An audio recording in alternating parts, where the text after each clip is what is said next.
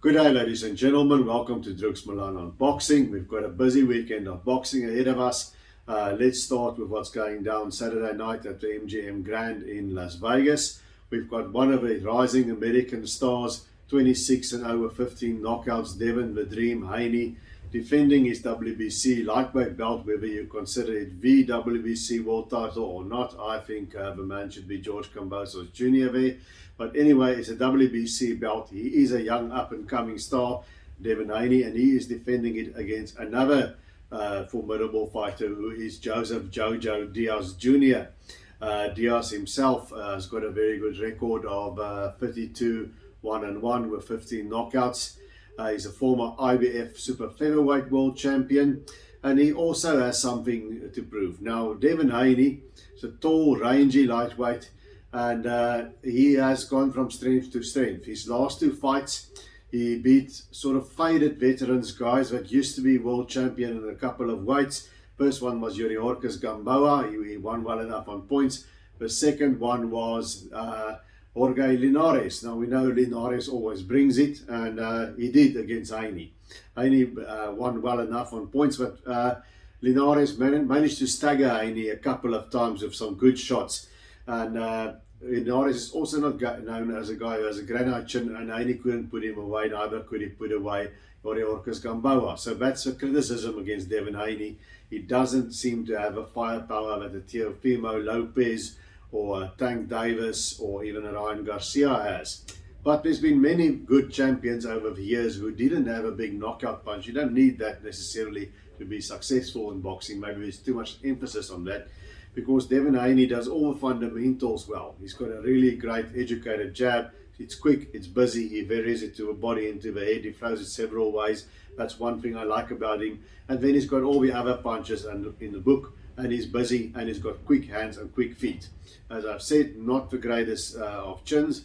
He does carry his left hand in that American style a little bit low at times. And then in comes Jojo Diaz, who is a southpaw. He could perhaps take advantage of his own lead hand, which will be the right hand in his case.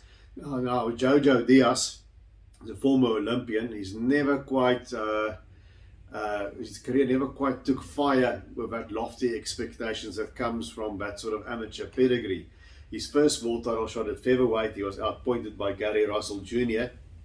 Now Russell Jr., I think very significant, because Russell also has the same sort of Devin Haney kind of style, in the sense he's a speedster and he's very busy. He lost that first title challenge to Gary Russell. Then eventually he won the IBF world title by beating Tevin Farmer. It was quite an impressive win, because he had to overcome quite a lot of things there. He cut very badly, and he fought with a cut, and he won and he beat Tevin Farmer on points. And then in his next fight, it was kind of disappointing. He didn't make weight. He lost his title on the scales and battled to get a draw against Shavkat Rakimov, and that was goodbye to his IBF title at the weigh-in. Now in his last fight, he fought Javier Fortuna, also a good opponent, a tricky kind of guy, a fellow southpaw, and he won on points. But Fortuna also had his success, didn't really set the world on fire. Although you must recognize that Fortuna also in his career, he's been a champion too. So now we've got, on the one hand, Devin Haney that's got to prove that can he be a breakout star? Can he eventually dominate the lightweights? Because all the belts that count are now with George Kambosos Jr. who beat Teofimo Lopez. I think everyone's keen to fight Kambosos, because everybody thinks he's beatable, because nobody really thought he would beat Lopez. Lopez, I think, is going to leave for junior welterweight. That's my gut feel. Or he could seek for Kambosos rematch, I'm not sure. But Devin Haney needs to prove that he is a marketable side when that scenario plays out, or if Tank Davis decides he wants to stay at lightweight. And who knows what Ryan Garcia will do, if Ryan Garcia gets his act together or not. But he'll need to make a statement here against Jojo Diaz, and Diaz needs to show that he does have that potential, that he can fulfill the expectations expected of him. Now Diaz, to me, I'm not a huge Diaz fan. Maybe the bias comes from the fact that he didn't make weight. I tend not to like that in a fighter, but Diaz is very sturdy. That's one thing he's got. He's got a good chin in my estimation. he does get it and it hardly even blinks. I have yet to see him in trouble. He's got a basic sort of southpaw style. He comes in with his hands up like that. He's not as fluid as Devin Haney. I don't think he's the athlete that Devin Haney is, but he's technically sound and he's accurate.